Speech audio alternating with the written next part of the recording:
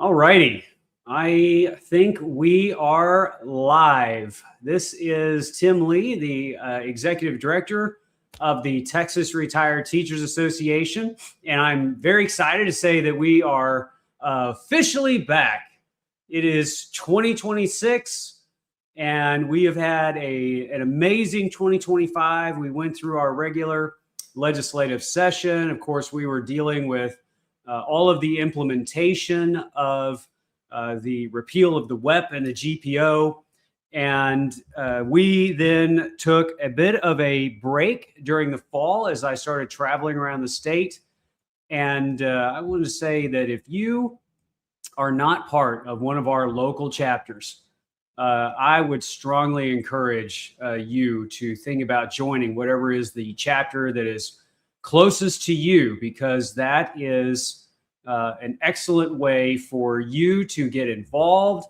And so I'm sorry that we did take a little bit of a prolonged break, but we have been working on a lot of different new content for our TRTA members.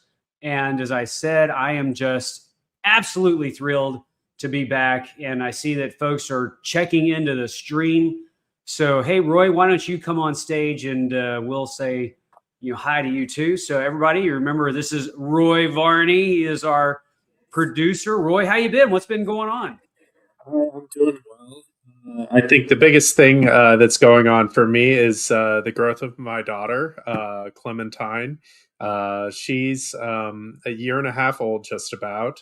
And so she's toddling around. And today my wife took her to the park, and she gave me a report and told me that she played in the sand for 45 minutes. So that, was a fun update. But for me personally in work, I'm most excited about our virtual House of Delegates. We have a team of people here on staff that's working on it. We're constantly communicating. We had cluster calls earlier this week talking about the House of Delegates and also the proposed amendments, which are very exciting. So there's a lot going on at TRTA, even though it isn't a legislative session this year. We've got our finger on the pulse of not just stuff going on here at the association level, but we are also looking at all the things that we're planning to do in 2027. And that groundwork starts right now for all the things that we want to accomplish next year. And there's a lot. And I know you're going to get into that today as you cover what our fourth quarter edition of The Voice discussed and caused a little bit of a stir on social media. All right. Well, Roy, you may come back on. Update. You may come back on in a few minutes and say hi again and help us out with the production. But I wanted Roy to say hi to everybody. We're going to turn him into a TV star no matter what. So I will go ahead and say hi to some of the folks tuning in. I see Karen Holzer was the first one with a comment today. So hello, Karen. How are you? I hope you're doing great. She's watching on Facebook. And then we have quite a few folks already tuning in on YouTube as well. We've got folks from Klein. We've got Houston here. I've got Diana Simmons here from Williamson County. The big Wilco is checked in. That's awesome. And I see that y'all are starting to put your comments in. Deborah is here. Cy-Fair is here.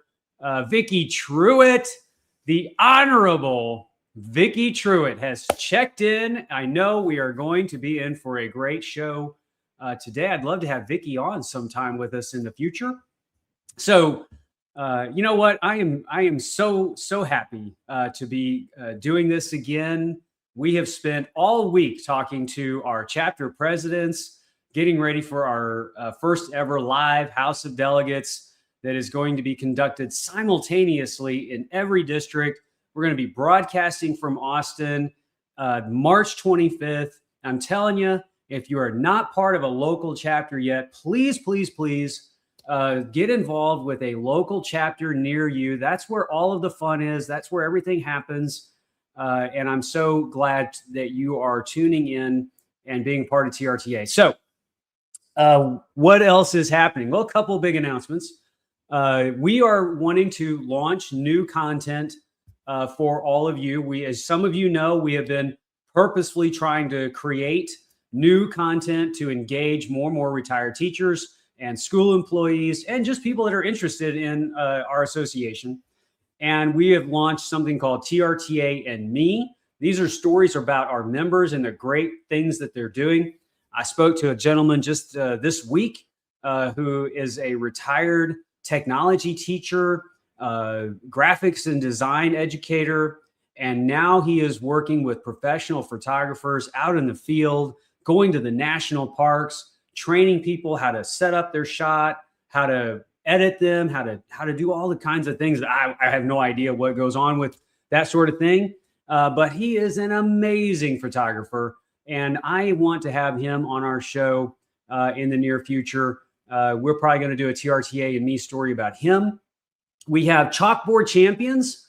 Chalkboard Champions is all about our active school employees. If you want to get your former school to have a story done on it, if you know your principal or your superintendent at a school district that you worked at, or if you've got a family member that's doing something awesome in a school and you want us to write a story about them so we can get it in their local news, please let us know. We will write something under Chalkboard Champions. And then for all of you that, for whatever reason, cannot get enough of our live shows, I want you to know that we are also going to be launching a brand new podcast for the coming year. And I have been creating all kinds of potential content for this podcast. I have been talking to a lot of our members lately, and one of the things that we know, we're going to dive into what's going on legislatively. That's what this show is always probably going to focus on, is what's happening legislatively. It's like the inside line. You know, it's always going to be about legislative activities, things that are happening. But TRTA is way more than just us always talking about trying to convince legislators what is the right thing to do. We have a great time. We do amazing things. Our whole opportunity in retirement through our members is to enjoy life a little bit, to start exploring those things that maybe you didn't have time to do when you were actively teaching. And so I am going to start a new podcast. It's going to be a show about things that I think are interesting. And just wait. I've got a lot of what I think are cool topics. And I'd like to develop a number of these shows, and they'll probably be recorded because some of them will happen on location. Some of them may happen in your neck of the woods. You know what? If I find a time or a place that we might be recording and the retirees want to get together for dinner or something the night before, I might just have everybody come over and let you know. So, you know, we want to keep you engaged on our social media. We're going to really try to get our Instagram going more. We're already pretty big on Facebook. There's a lot of folks that watch us on YouTube. But if we're going to be out on location and you want to come be a part of something like that, then we're going to start putting that on Instagram. So love that y'all are here. I'll say hi to some more of these folks as we get going. I love the energy on Facebook and YouTube. People are saying hello with a big exclamation point, which is awesome. And so let's kind of get started on the main content. I don't want to keep you here all day. To be very honest, and I know Roy's listening to this, he's already heard me say it. I have my son, who's a sophomore now, Dripping Springs High School. It is a home game night for basketball, and he is on the JV squad.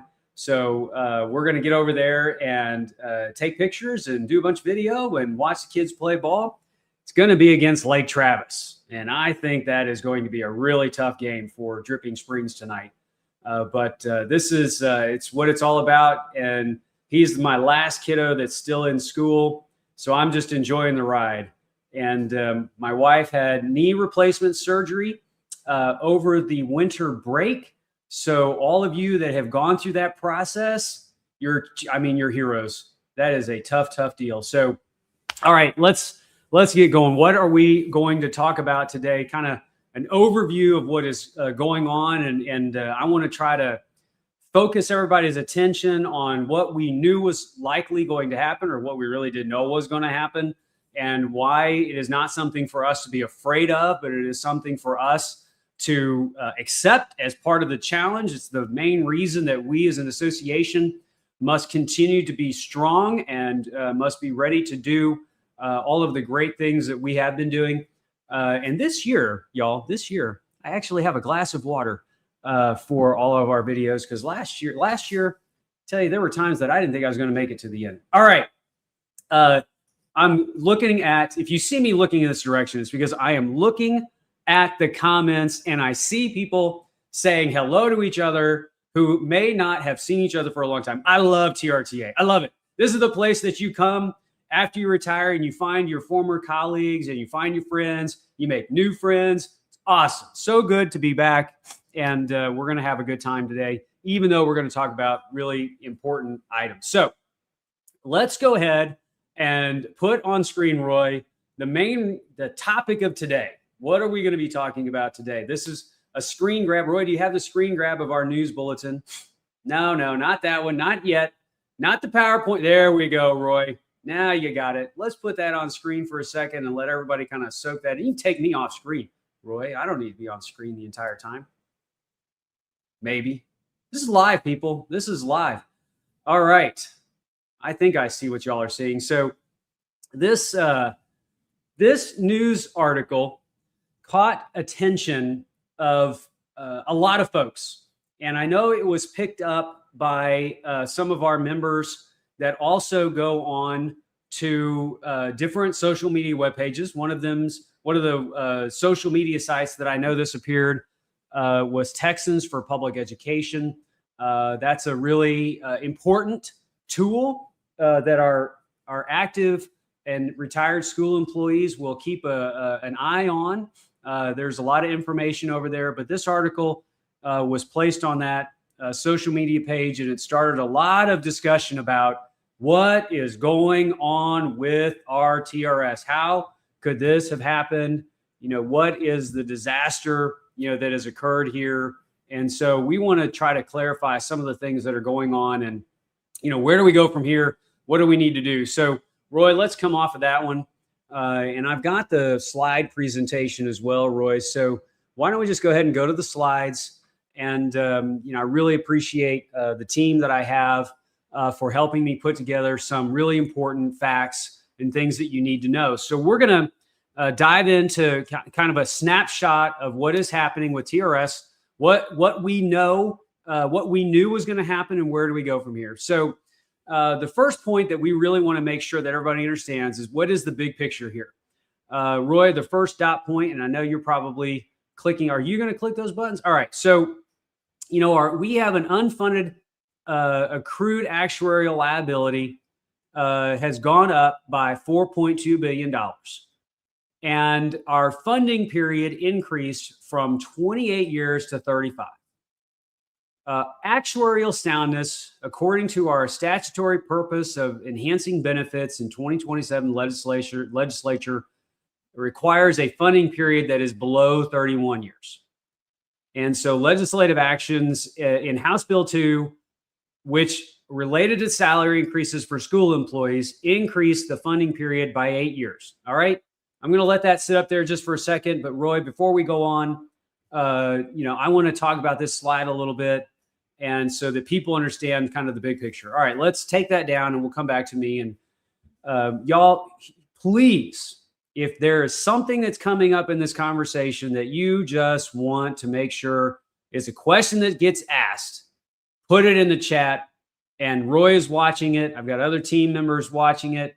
So let me know what's going on and we'll try to answer your questions. So all of that slide talking about the unfunded liability going up by $4 billion. Our funding period has increased from 28 years to 35 years. What does all this stuff mean? Why does it matter? Well, we run I should say the teacher retirement system follows very important rules on how to ensure that the funding for our teacher retirement system is on a path to be able to pay for benefits that are being promised to people that are just starting their teaching career. And what we really want to reinforce with everybody that is retired and is watching this stream today is that whenever we see this fluctuation in our actuarial condition, it is very unlikely that it will have any material impact on your own teacher retirement benefit. The very value of a defined benefit plan.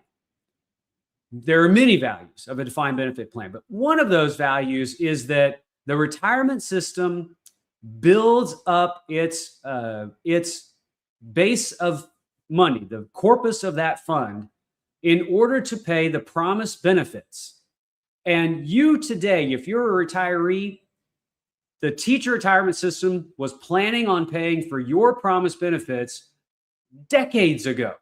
So that's why your contributions plus your employer contributions, which is a combined amount from the state and the school districts, as well as, and probably the biggest portion that we need to talk about, is the interest that is earned on the corpus of that fund. When TRS goes and invests the money and they make a bunch of money on interest, that is what is paying for those benefits.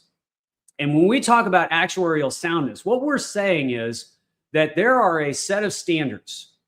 And these standards say that we want to ensure that we have all of the financial dollars necessary to pay the cost of benefits, not just today, but we want to be able to pay those benefits 3 decades from now when that 21-year-old school teacher that just started their career is going to be able to go through that entire career and then start collecting on their retirement. So the plan, when we talk about the actuarial condition of the system and how today it has increased its unfunded liability, what we're really saying is that we have to be able to earn and to save more money over the next few decades in order to pay for the benefits that are being promised decades into the future.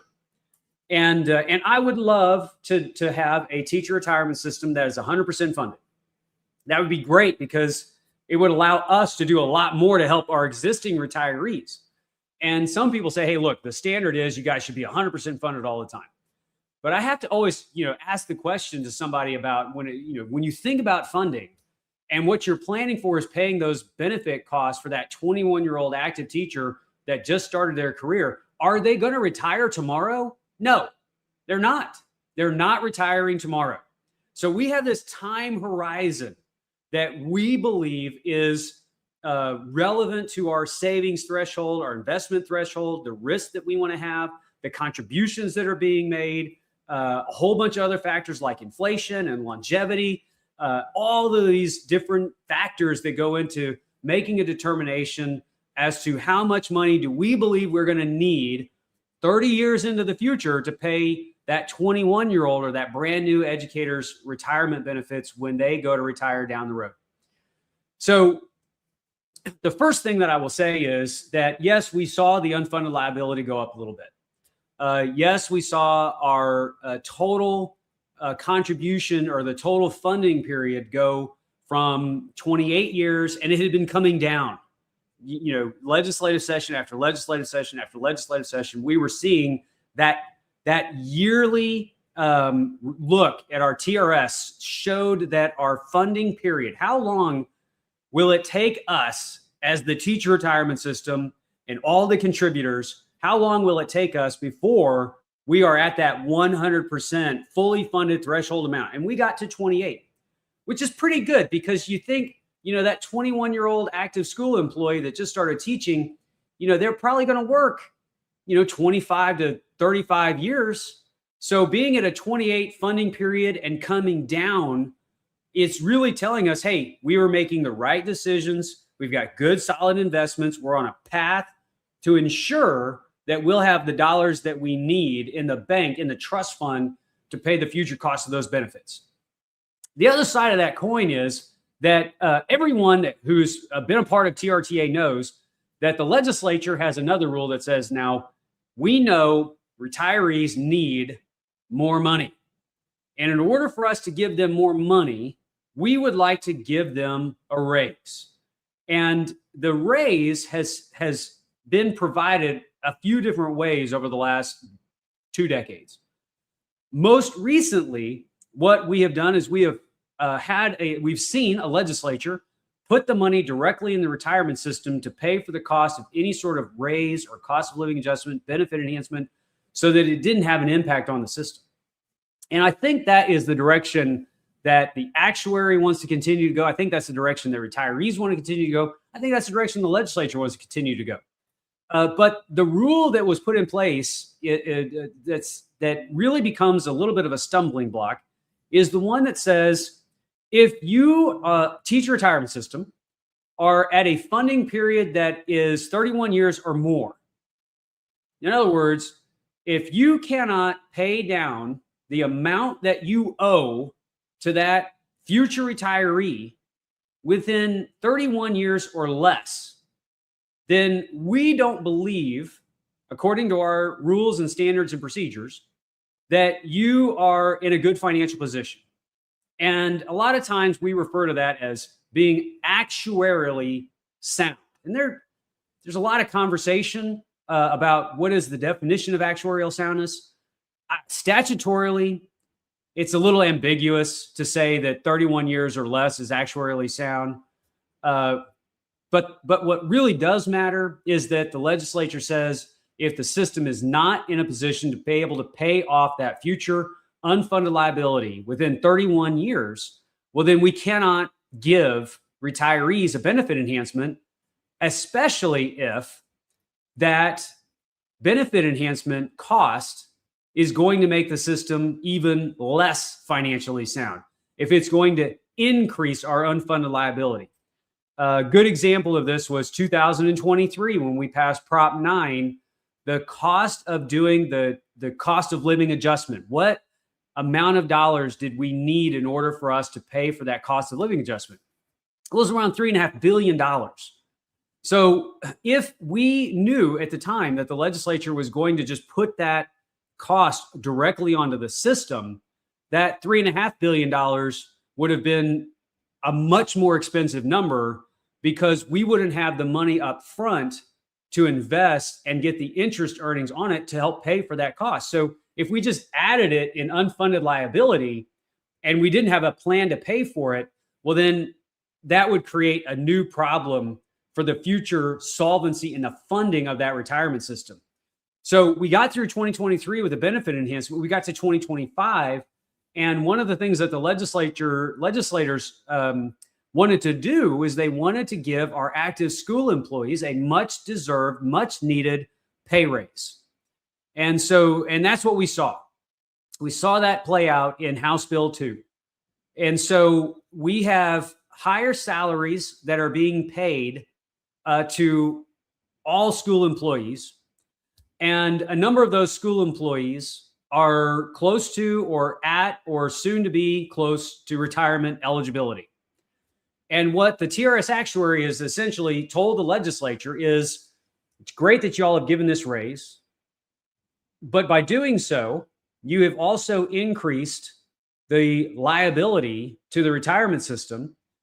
And all of the people who receive the raise, well, they're at different years in their teaching profession or their educator profession. Some of those people may retire next year with a higher salary, which is going to increase their final average salary calculation. And there won't be any time to take their contributions on that higher salary and invest it and get the yield off those investments to help pay for that future liability. Well, if that were only a few people, that would be one thing, but it's thousands of folks. And that's not wrong. That's not negative. It's just how the actuary looks at the cost associated with doing a pay raise. And I'm fired up. If you can't tell that already, I'm so glad to be back. I don't want anything to be negative today. It's all positive. And I want everybody to rest assured, we all saw this coming. We saw this coming because TRTA during the legislative process really, really worked with elected officials to put the money into the trust fund now, just like they would have for Prop 9 when we did the cost of living adjustment for retirees. Our communication with elected officials was, hey, why don't you just go ahead and pre-fund the cost of the new liability that exists with giving the active teachers a pay raise? And that way the retirement system doesn't have to absorb the cost. Well, unfortunately, that is not the way it played out. But there is some good news about how that situation did play out. Now, as an advocate, as your advocate, as the spokesperson for the association, I absolutely always want the money in the bank so that our pension system does not have these swings about soundness or non-soundness. But that's not what happened. And so I know we have other slides on this, Roy. So let's go to the next slides and I'll kind of build into the rest of the story on there. All right. Slides number 2. I got to click on myself, Roy, so I know we're talking. So the salary increases contained in House Bill 2 were the primary driver, and they added the 8 years to the funding period, which is what I was attempting to explain. These liabilities were known to the 2025 legislature due to the actuarial impact statement attached to House Bill 2. I'll talk about what that means. The normal cost for new employees increased to 12.61%, which is outpacing what was expected in the current actuarial assumptions. And I'll talk about what that means as well. And the strong fiscal year 2025 investment return of 9.8% did improve the funding ratio, but not enough to offset the liability and growth. All right, Roy, pull that down. Let's talk about that just for a second. And then I'll start trying to go through this a little bit faster. But this slide is all about making sure that everybody knows we did absolutely have the information ahead of time that if we give the raise to the active teachers, which we all wanted to have happen, and I'll be the first one to tell you, my wife is an active teacher, so maybe I'm biased, but I thought that raise should have been more. And when it did happen, without the dollars necessary that not the Texas Retired Teachers Association, but the actuary that is an independent actuarial firm that works with TRS and provides information to the legislature knew that they would be passing this cost on to the retirement system and that it was going to make the system less actuarially sound. Now, at the time, there are a lot of other variables. The TRS cannot predict what the markets are going to be or what they're going to do. They assume they're going to earn 7%, I think, on their investments.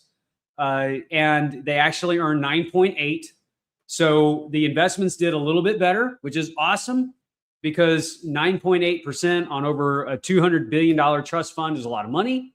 And so they outperformed what their benchmarks are. That helps offset some of this problem, but it doesn't solve it entirely. And again, to try to calm everybody's concerns, nerves, and fears about this, the legislature accepted that this was going to happen. They believed that it was being communicated. They knew it. We knew it. We told them. Other people told them. They repeated it back to us. And there was a lot of conversation as we went through the legislative session that they will come back and address this shortfall concern as we get into the next legislative session. Now, I can already feel y'all through my screen saying, tough luck. I don't believe the legislature is going to come back and do that because for years and years, they told us they were going to do something about the TRS and they didn't do it. Now, we got a slide on that too, which I'm going to get to in just a second. But if you look at the body of work of the legislature just in the last decade alone, you all have been an extremely ornery group that has held elected officials' feet to the fire, saying that we wanted to ensure that our retirement system was going to be well funded and taken care of for future retirees, and so that current retirees could also start to benefit from some kind of cost of living adjustment or some other benefit enhancement. So I would say that in a good faith effort and belief, while we didn't necessarily like how the legislature didn't put the money into it this last session and this last budget, I will be the first one to tell all of you that the leadership that I work with on a daily basis, right now, they are not running away from what their responsibilities are to the TRS. It sounds to me very much like they are going to be running to this as an issue that must be addressed in the next legislative session. Now, it is on us as the advocacy organization to take the rest of 2026 and to get to 2027 and make sure they stick with that plan. I was recently at the Austin airport. I ran into a chairman of a legislative House committee. He started talking to me about making sure that we come back and fund TRS correctly. And I will say that this particular chairperson is absolutely tied to education and funding in the legislature. And I didn't even ask about it. I was, hello, how are you? And before I could even, ask my next question, which is, how's the family? He started telling me, man, you know what? TRS took it on the chin a little bit, but we're going to start working on that. We've already started talking to our colleagues and leadership, and we're going to come back and deal with that. So it's one person, of course, out of 181, but it also shows me they know that we're coming to ensure that our pension system is going to be solvent. And so that last group of slides, there were several, important items that were in there, which one of them talks about normal costs. Roy, can you pop that slide back up there just for a second? So I don't want to get into a great big long presentation about what normal cost is all about, probably because I would get it twisted or wrong. But essentially, normal cost is what we believe it is going to cost in contributions in order for us to pay the future cost of the benefit for that active school employee. And if you look at that normal cost, it has gone up. So we believe it's going to take 12.61% of pay to be put into the retirement system, along with all of the other assumptions with TRS to be met, like 30 years of contributions, interest earnings that are 7% or better, and all of those things occurring so that we will have the money necessary to pay the cost of that benefit. I will tell you this, the 12.61% of payroll is impressively low, even though it has gone up. So that is, again, a demonstration of the efficiency of our teacher retirement system defined benefit plan, that we can provide such a strong benefit at such a reasonable cost to the employee and the employer. It has gone up some, but Roy, you can take me off that slide. Over the years, we had been collecting more than what is necessary to pay the cost of the future benefit. In fact, our teachers, school districts, and state have been contributing more than just the cost of the benefit. And that extra amount that was being collected was helping pay down that unfunded liability. So we still see that as an important part of paying down the unfunded liability, but we will need more contributions over time for us to pay down unfunded liability and ensure that our school employees will have their retirement. And of course, I will continue to say, so that our current retirees can expect to get some kind of cost of living raise, benefit enhancement, stipend, extra check, whatever that's going to be. It costs money. And the legislature should be planning on those things right now.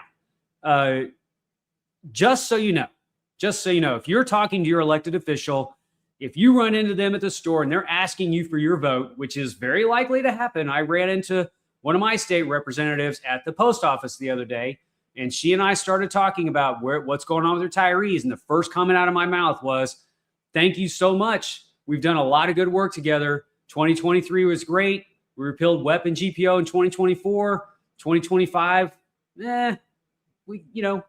We kept things moving forward. We needed to do a little bit more. Retirees didn't get anything. And oh, by the way, the majority of all retirees today are still 30% behind inflation when it comes to their TRS benefit.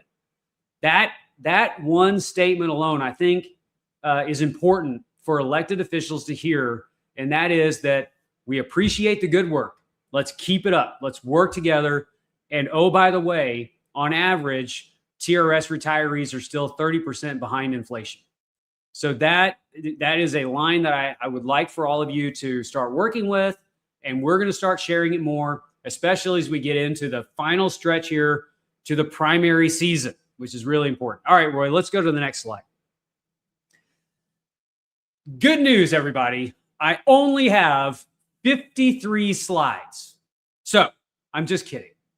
That was a joke. I'm going to look right at the camera and say that I'm not even on TV. I'm not even on screen. All right, that's a joke. Do not have 53 slides. I only have a couple more to go. So, Roy, let's take a look at this next one. All right, so why is that unfunded liability $64.9 billion? Here's some of the historical stuff that I know our retirees always want to hear more about, because it paints the picture of where we are today and how we got here. So, benefit enhancements in the 1990s to 2001 increased our liabilities. This is what we call the CPI catch-up era. Retirees by the end of 2001 were 15% above the consumer price index, but all of those costs were shifted to and directly paid for by by adding liabilities to TRS. The state contribution rate at the time was reduced from 7.31% down to 6%, and for 24 years, that's where it stayed, resulting in a $26.2 billion less in assets because of that reduction in contribution. In 2019, Senate Bill 12 increased contributions over a 6-year period and regained the actuarial soundness by 2021 and into the 2025 legislative session. It was great work that was done by all of you folks with the legislators, many of whom are still there today, and many who have left who said that was one of the best things that ever was accomplished in the legislature was Senate Bill 12 by putting us back in a actuarially sound condition. After 2019, benefit enhancements were fully pre-funded and did not increase our unfunded liabilities. So that would have been a supplemental check that we received, as well as what we passed in 2023 through Prop 9. It was fully funded. And if you know an elected official, retired or active, and they were a part of that process, you should always, always, always tell them that we are grateful for their foresight in doing it that way, because it meant a big difference for all of us. The legislation, including House Bill 2 salary increases, outpaced the current set of assumptions used to calculate the TRS actuarial funding period. It's a much better and succinct way of saying we gave everybody a raise, and that raise increased salaries more than what the actuary thought was going to happen. And so now the actuary had to recalculate how much the liabilities are going to be in the future. And we find out that those liabilities are higher, and we haven't had the income necessary to offset that higher cost. And so, yes, we took a hit in our unfunded liabilities. Let's go to the next slide and try to wrap this up. So the unfunded accrued actuarial liability projected to grow until 2038 under current contribution schedule. A 1.5% overall contribution rate increase beginning September 1st, 2027 is required for that unfunded liability to begin declining in 28 and stay on track with TRS board funding policy. The funding period would be 22 years. Now, Roy, let's just go through these points and then I'll talk about it in a second. The funding period must return to 31 years or less to meet the actuarial soundness to allow for a benefit enhancement under the current law. And to reach the 31-year funding period, the contribution rate would have to increase by 0.35%. Okay. So, Roy, let's take a break from the slides for a second and I'll explain what those two things mean. Wait a second. Are you saying we need a 1.5% contribution rate? Or are you saying that it needs to go up by 0.35%? What are you saying? Well, what we are demonstrating here, what the TRS actuary is saying, is that for us to get back on track with what the actuary and what strong actuarially accepted accounting principles are for public pension plans, he would like to see, or I should say, the actuarial firm is recommending that we get a 1.5% contribution increase to bring us below that 31-year threshold and put us back to where we would be at 22 years. There's a movement in the actuarial sciences world that says if you're running a defined benefit public pension plan or some plan that looks a lot like ours, we would like to see that your unfunded liabilities do not exceed 20 years. And right now, the Texas legislature says, hey, our line in the sand is 31 years or less. Actuaries are saying, hey, we think we'd really like to see your funding period be 20 years or less, which is going to require a lot of money up front to be able to do it, which is why there's a difference here between the two numbers. 1.5% increase in contribution brings us down below that 25-year period. It's like 22 years. And then just to get us at 31 years and less, we would need a 0.35% increase. Now, y'all are the warriors, you're the champions, you're the leaders, you're the people that are going to go out and send a message to the legislature. And we are going to make sure that you have the information needed to impress on the legislature what direction is best. Today, as we look at this, I mean, clearly the actuary number of 1.5%, if it could just happen, that'd be great. I mean, that'd put us in a better financial condition. It would open that door wide open to being able to give retirees some kind of benefit enhancement. But where's that 1.5% come from? Well, it's either going to come from the active teachers' paychecks. It's going to come from the school districts. When I say school districts, I'm going to say charter schools as well, because I think that people need to know that public charter schools are part of this process. We've been working a lot with public charter schools recently, or it could come from the state. The state contribution just goes up by a certain amount, and they front load the bill or whatever. So, in my experience, there's a term in the legislature that we use all the time called shared pain. And the legislature is going to want to come in and talk about how everybody should be paying a little bit more. And I'm sure you all know, and I would agree, that school district budgets are tight. And we keep tightening down more and more how much money is available to our public entities. And so we're going to have to find a way to come up with those dollars someplace without hurting our schools, our teachers' paychecks, or that, we'll have to find a way to work with the state to make it happen. So if we just want to get back on track and be under 31 years, it's a much lower number, much cheaper number. But if we want to get back on track and be meeting our expectations for the actuary, he wants it at a much higher price tag. All right, let's go to the final slide, Roy.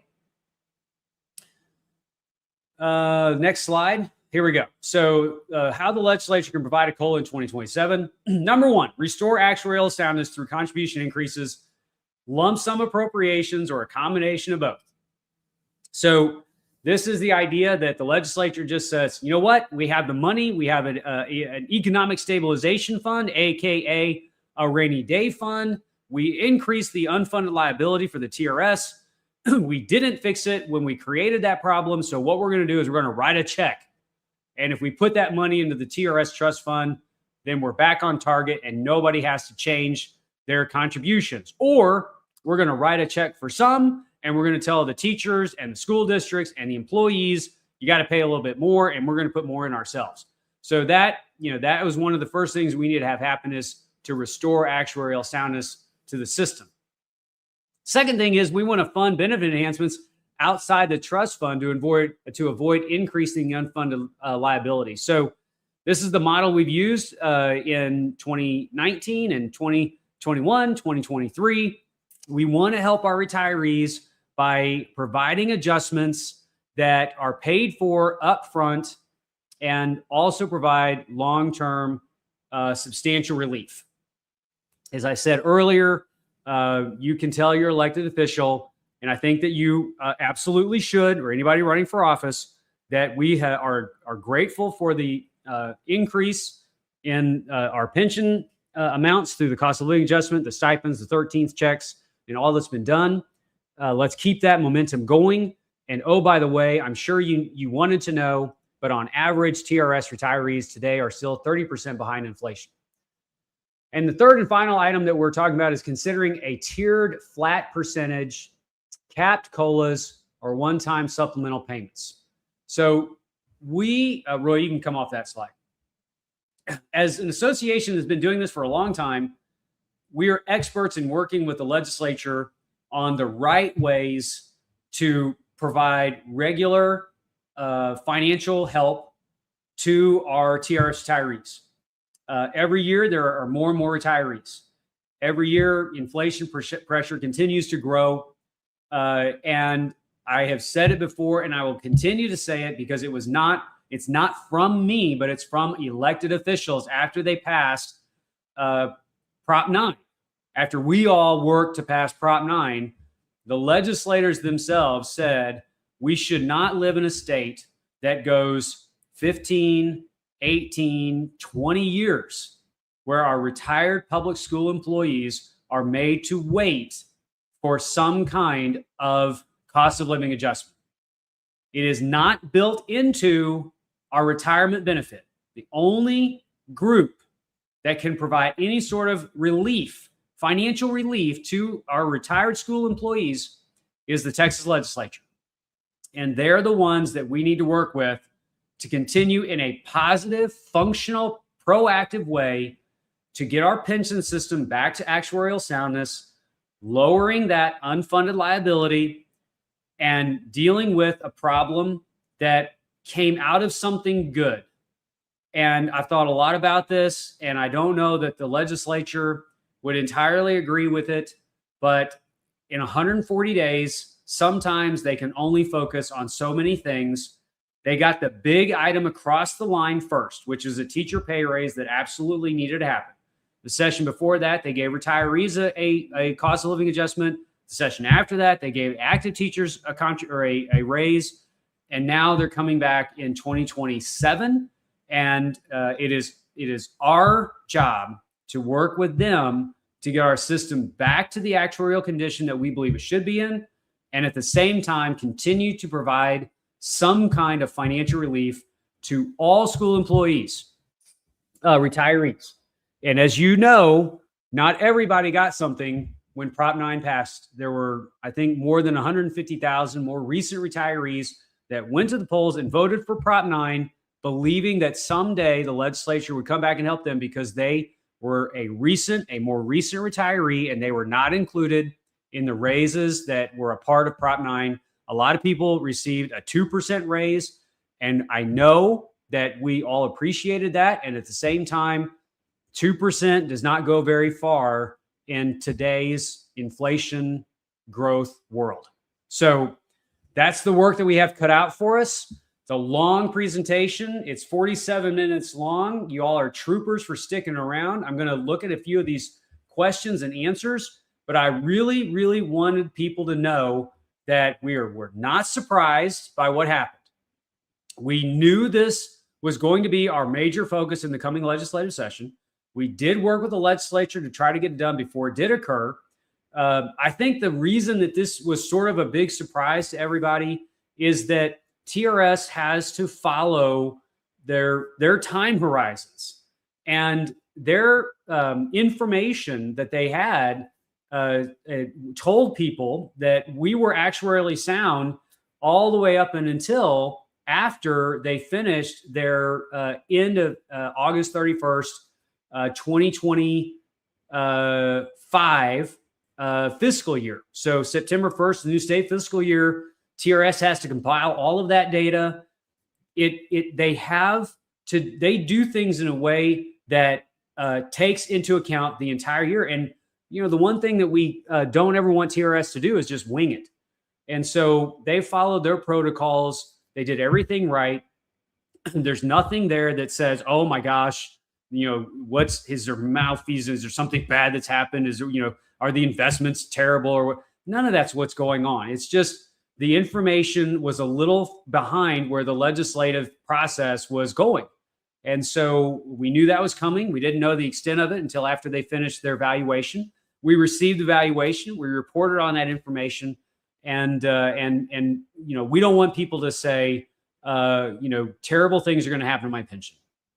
We have a lot of work that we need to do, but your pensions are safe. And we're going to continue to work to ensure they're safe. What we have to do is for all of those teachers that are in the classroom and they don't have time to watch this today, they need to know we are keeping their pension safe too. And that's what we're going to continue to do. Somebody did it for you before you retired. because the TRTA has been around since 1953.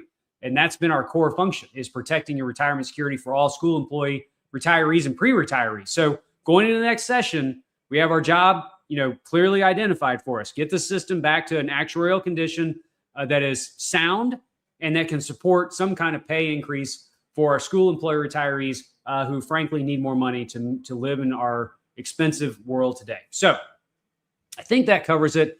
The last thing I'll mention, Roy, I'm going to have you pull up. Let's see. Would TRTA provide us some questions to ask our legislators and candidates? Yes, we will. Local chapter meets with our state representative on February 10th, and we would appreciate some sample questions. We will have those sample questions to our chapters by the end of January. And you heard it here first, Roy, committing to sending to our chapters some questions for elected officials before the end of January. I want to have them available not just for state issues, but if you have any congressional candidates that you would like some information from, I'd like to ask them a question or two about whether or not they would support getting anyone who did not receive their full 14 or 15 months of back pay, if they were owed that and were only given their 6 months, would that congressional member support action by the Congress to ensure that everybody gets their full back pay? So we're going to throw you some questions in there about federal side as well as the state side as well. Okay. I'm going to read this next question in 1 second, but what I was going to mention is that there is one final piece of this whole process, and that is the TRS is doing a pension benefit plan design study, and we expect that to be done next month at the earliest is our hope. I think TRS is on track for doing that. They do a great job, and their staff is working hard on the pension benefit design study, and we're going to cover that too. And so, let our members hear today that there might be some new revelations that come out of that study that we're going to need to talk to elected officials about. And so we'll go in deep dive on that with y'all when it comes out too. All right. Are you still working on getting retirees their retro payments from the date of retirement rather than just 6 months of retro pay? Roy, were you reading my mind when you pulled this question up? Yes. As a matter of fact, and I'm not going to say who the person's name is today, but I did have confirmation from my contacts at the Social Security Administration about a meeting at my earliest convenience to continue discussing where are we on getting the full back pay.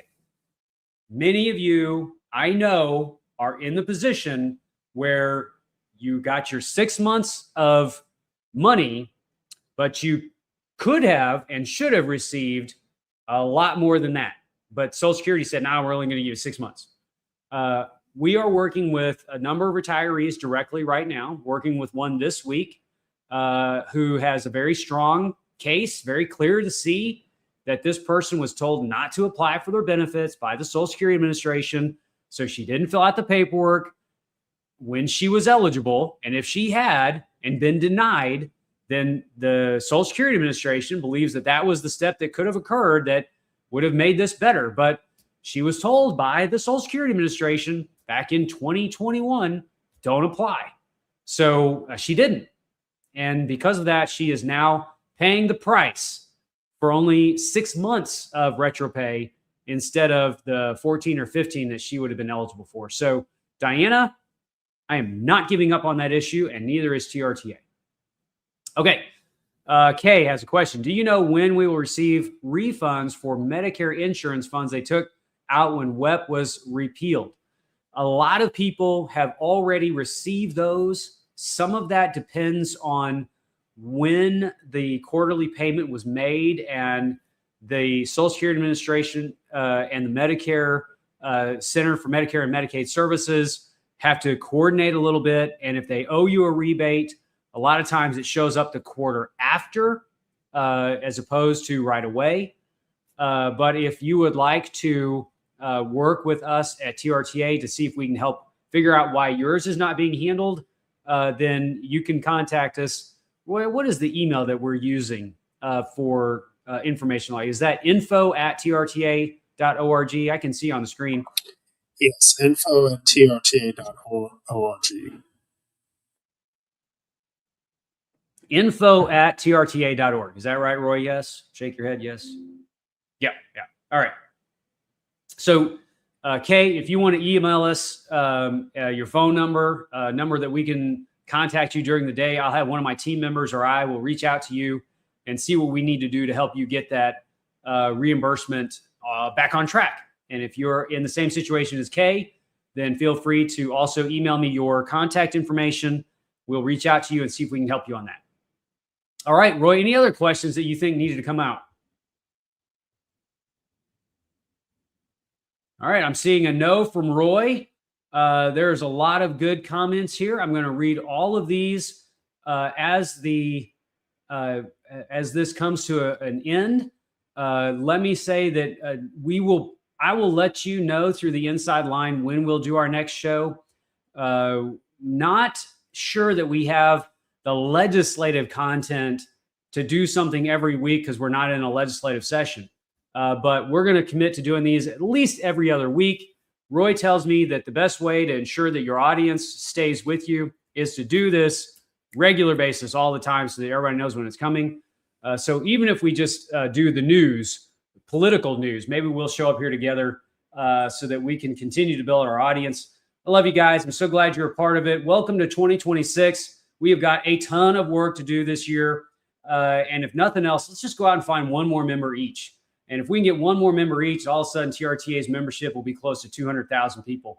So if that's your New Year's resolution, don't commit to going to the gym or, anything else that is just, going to make us tired. Find just one more person to be a TRTA member, and let's blow our membership to record numbers, get them involved in our chapters. Let's have some fun while we're at it. And I will see you all next time. Have a great weekend. Bye-bye.